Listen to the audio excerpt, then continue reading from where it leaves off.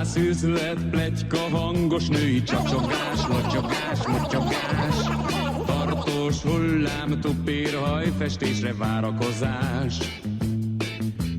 Elvarázsolt meseország az egész.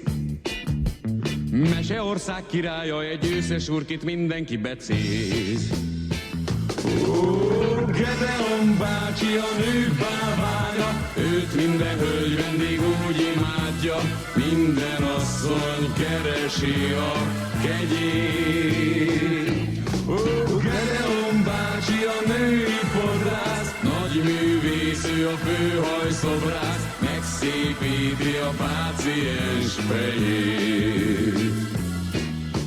Nem tudom, hogy amit mondok, végül hiszik-e. Házi bort visz néki, minden héten gizike, picike, micike. Salgovácné, túros buktás sütöget. Azzal akar kedveskedni a mesternek, ő egy keveset. Gedeon bácsi a nők bálványa, őt minden hölgy vendég úgy imádja, minden asszony keresi a kegyét.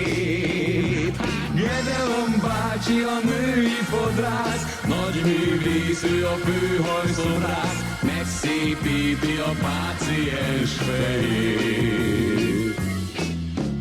Összevesznek értem naponta a csacsinék,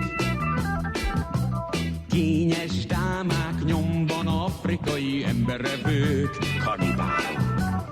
Tejben, vajban fürdetik az öreget.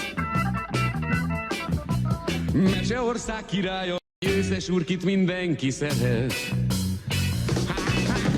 Gedeon bácsi a nők bálványa, de otthon őt is az asszony várja, zsettől szinte elveszti a fejét. Gedeon bácsi egy sárli reszket, és csendben átkozza azt a percet, amikor megismerte a nejét.